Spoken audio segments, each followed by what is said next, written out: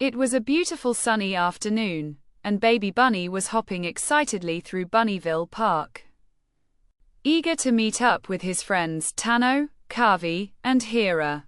The park was their favorite spot, filled with wide, open spaces for games, a creek for adventures, and towering trees for shade. The friends often spent hours together, playing hide and seek, racing around, and dreaming up new adventures. Today, they had planned an exciting scavenger hunt that Kavi had organized. Baby Bunny couldn't wait to get started. "Hey, guys," Baby Bunny called out as he reached their usual meeting spot under the big oak tree. Tano, the ever-calm and wise turtle, was already there, looking through the list of items they needed to find. Kavi, the mischievous squirrel, was chattering excitedly about all the secret hiding places he knew, while Hira, the playful fox, was busy examining the ground for clues. But before they could even begin their scavenger hunt, something caught Baby Bunny's eye. Across the park, near the creek, a small, fluffy figure was wandering alone, looking confused and frightened. "Hey, look," Baby Bunny pointed. "What's that?" The friends turned to see a little puppy stumbling around the grassy field, letting out soft whimpers as it sniffed the ground, clearly lost and scared. "Oh no! He looks lost," said Hira, her eyes widening with concern. Without thinking twice, Baby Bunny and his friends rushed over to the puppy. The little dog's big brown eyes were filled with confusion, and his tail, usually a symbol of joy, was tucked between his legs. "Hey there, little guy," Baby Bunny said, gently as he crouched down beside the puppy. "Where's your owner?" The puppy let out a soft bark, almost as if he was trying to tell them something, but he clearly couldn't explain where he had come from. "We have to help him," said Kavi. "He looks so scared." "I wonder who he belongs to," said Tano thoughtfully. "There must be someone nearby looking for him." Baby Bunny stood up, determination shining in his eyes. "Well, there's only one way to find out. We'll help this puppy find his owner." And with that, the friends set off through the park with the puppy trotting beside them. Their first stop was the playground, where several families were gathered, enjoying the day.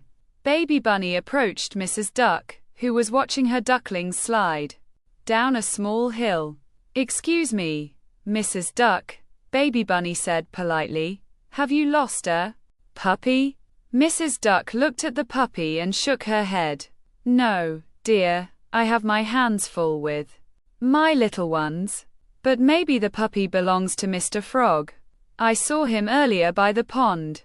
The friends thanked Mrs. Duck and made their way to the pond. Mr. Frog was perched on a lily pad, croaking happily as he soaked in the sun. "Hello, Mr. Frog," Tano called out. "We found this puppy wandering around.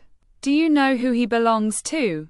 Mr. Frog hopped over and inspected the puppy with his big bulging eyes.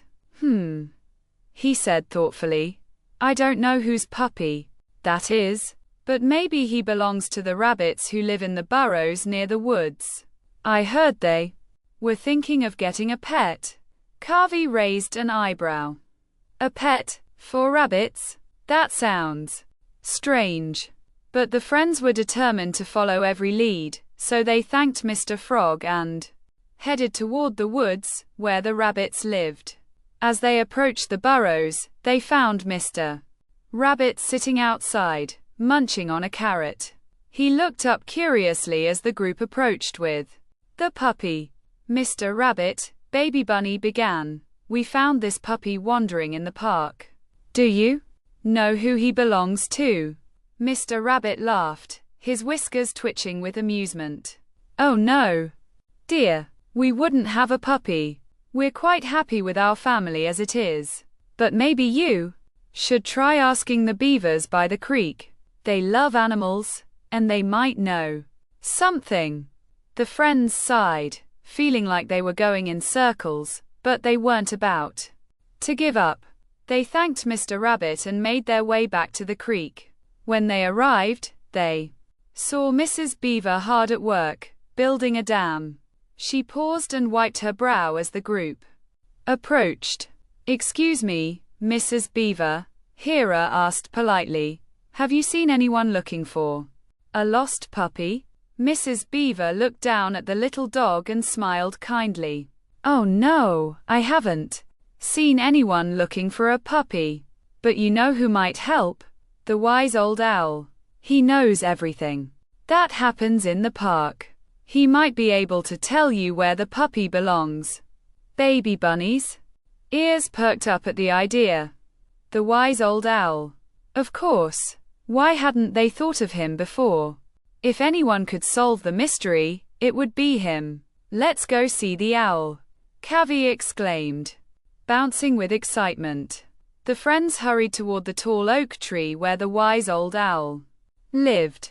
His nest was high up in the branches, and he often watched over the park from above. "Wise old owl," Baby Bunny called out, "we need your help." The wise old owl fluttered down from his perch and landed gracefully in front of the group. "What seems to be the problem, young ones?" "We found this lost puppy," Tano explained, "but we can't figure out where he belongs. Can you help us?" The wise old owl studied the puppy for a moment, his wise eyes twinkling. "Ah, yes, I've seen this little one before.